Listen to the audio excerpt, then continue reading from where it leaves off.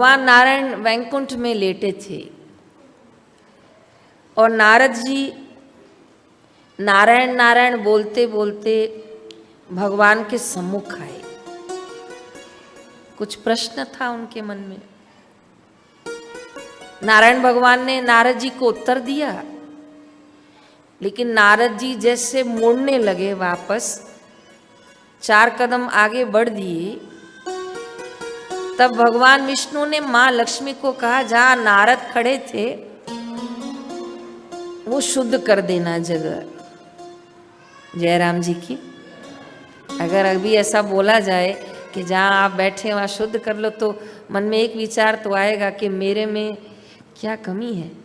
तो नारद जी के कान बड़े तेज, नारद जी विद्वान महाज्ञानी, लेकिन फिर भी कोई अपने बेटे का नाम नारद नहीं रखता, कोई अपनी बेटी का नाम मंथरा नहीं रखता। प्रसंग पूरा करती हूँ। नारद जी के कान में आवाज पड़ गई कि भगवान ने कहा कि जहाँ नारद खड़े थे वो स्थान को शुद्ध कर लो। कहा, मैंने सुना तो ठीक है, अगर ऐसा है तो मुझ में क्या कमी है, और भगवान मेरी कमी न बताएंगे तो कौन बताएगा। नारद जी हाथ जोड़कर वापस आए। भगवान समझ गए कि इसने मेरी बात, कई बार ऐसा हो जाता है तो पछतावे के अलावा कुछ नहीं होता है। तो भगवान आपने माँ को ऐसा कहा कि मैं जहाँ खड़ा हूँ वो शुद्ध कर लो। भगवान ने कहा, मैंने कहा भगवान जब आप ये कह रहे हैं, आपने कहा है, तो ये भी बता दो कि मेरे में ऐसी तो क्या कमी है जो आपने उस स्थान शुद्ध करने कहा है। भगवान ने कहा, नारद तुम सर्वगुण संपन्न हो, वेदों में माहिर हो, पुराणों में पूर्ण हो, पर नारद तुम्हारे कोई गुरु नहीं है। कहा, भगवान ये क्या बात हुई, आपको तो मानता ही हूं ना, सर्वस्व का सर्वस्व मानते हो तो भी।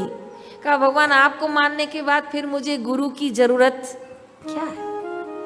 कहा, नारद इसलिए तो कहा तुम जाओ, मैं जगह धो लेता हूं। तो नहीं भगवान, मैं गुरु कर लेता हूं। कहा, कल सुबह 4 बजे पैदल चलना शुरू करना जहाँ तुम्हारा स्थान हो, और जो पहला व्यक्ति मिले उसे अपना जाओ, बस यही है उपाय। कहा, जी भगवान, मैं इस उपाय को पूर्ण मान जाऊंगा। सुबह भोर भई 4 बजे ब्रह्म मुहूर्त में नारद जी शुद्ध पवित्र होकर वीणा लेके नारायण नाम करते हुए जैसे चले, अभी 15-20 कदम चले थे, सामने मछुआरा जाली लेकर जा रहा था। तो नारद जी को लगा ये क्या हो गया, अब क्या होगा। मछुआरा मेरा गुरु, अब क्या होगा। अब भगवान का आदेश, जो पहले मिले वो तुम्हारे, और सामने आए हैं मछुआरा। ये नहीं सोचना धर्म संकट आपके जीवन में ही आता है, इस भ्रांति में नहीं रहिएगा। धर्म संकट सबके जीवन में आता है, इसको धर्म संकट कहते हैं। उधर भगवान की बोलो आज्ञा, और इधर क्या करना है, अपनी बुद्धि लगाओगे कि भगवान की।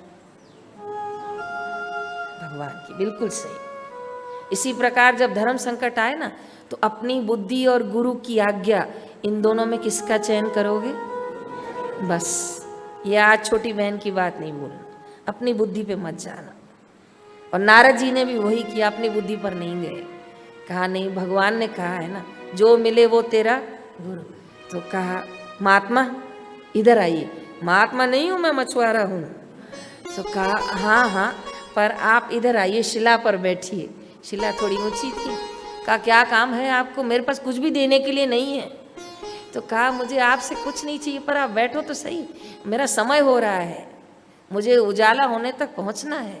कहा, पहुंच जाएंगे, आप बैठिए। तो कहा, क्या करूं बैठ के। तो कहा, मुझे कुछ जप करने के लिए दीजिए। तो मछुआरा मुस्कुराया, बोले, मैं खुद ही नहीं जप करता हूं, तुमको क्या दूं। तो कहा, वही तो मैं करूं क्या। भगवान ने बोला, जो पहले मिले वो गुरु, उसकी तो स्थिति ऐसी है। तो कहा, ठीक है आप जाइए। नारद जी भी फंस गए और शाम तक फिर वैकुंठ गए। कहा, भगवान कहा क्या हुआ?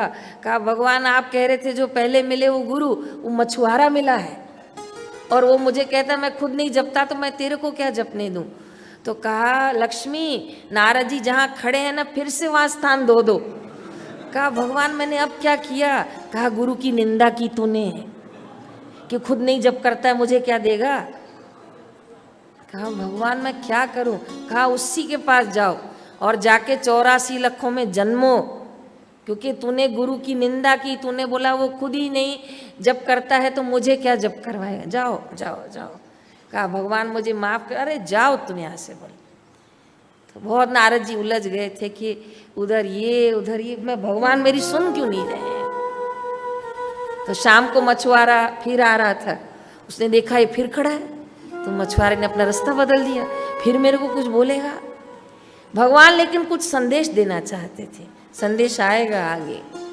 कभी आपको कोई चीज समझ में ना आए ना तो चुप रहना थोड़ी देर, क्या रहना, खुद ही समझ में आएगी। आतुरता करोगे, किसी के बोलने पे जाओगे, सीधा करने जाओगे, उल्टा करके, थोड़ा धैर्य रखो। अंग्रेजी में कहते हैं वेट एंड वॉच, थोड़ा देखो कहाँ है बात जा रही, फिर समझो, फिर बोलो। ये धैर्यवान का लक्षण है। पहले बोलो फिर क्षमा चाहो, नहीं, पहले तोलो, बोलो पहले फिर, और उल्टा क्रम किया तो पहले फिर नहीं, सीधा क्रम चले। प्रसंग पूरा करती हूँ। वो सुबह फिर पहुंच गए उसके पास। मछुआरा बोला भाई आप महात्मा सच बताओ मेरे पीछे क्यों पड़े हो? कहा उधर भगवान मुझे वहाँ से तुम्हारे पास भेजते हैं, तुम वहाँ भेजते हो, मैं फंस गया हूँ। कहा हो कौन, बताओ क्या बात है। तो बताइए ऐसे ऐसे भगवान ने बोला था जो पहले मिले वो गुरु, और आप ऐसी अवस्था में थे। मैंने कहा भगवान इसको गुरु नहीं बनाऊंगा। भगवान ने कहा गुरु में दोष करता है, जा 84 लख में घूम। अब बताओ मैंने आप में दोष क्या किया, आप खड़े भी नहीं हो रहे थे। तो कहा अब मैं क्या कर सकता हूँ वो बताओ। कहा अब आप मुझे ही बताओ 84 लखों से मैं मुक्त कैसे हूँ? तो मछुआरा बोलता है 84 लख क्या होता है, मेरे को तो यही नहीं पता, बताओ 84 लख किसको कहते हैं?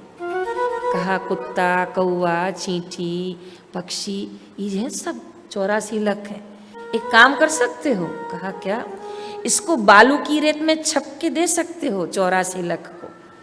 हाँ 3 दिन लगेंगे पर छाप दूंगा। कहा छापिए, मैं पहले देखूं तो सही कि 84 लख होता क्या है। तो नारद जी ने 3 दिन लगाए, 3 रात, और 84 लख योनियां रेत पे बनाई हैं। इतने कुशल नारद जी। और जब सब बन गया, कहा अब देखिए ये 84 लख किसको कहते हैं? कहा अच्छा अब बताइए इनसे कैसे मुक्त हूँ? कहा 3 बार इसमें गोल घूम जाओ, इधर से उधर, उधर से उधर।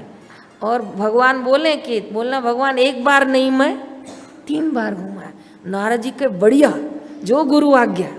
तो बालू की रेत में लेट गए और वो 84 लख जहाँ छपा हुआ था पूरा आगे पीछे 3 बार हो गए, और सिर से ऊपर पैर तक पूरी बालू की रेत।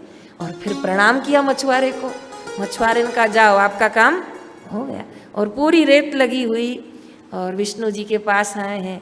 कहा फिर आ गए तुम?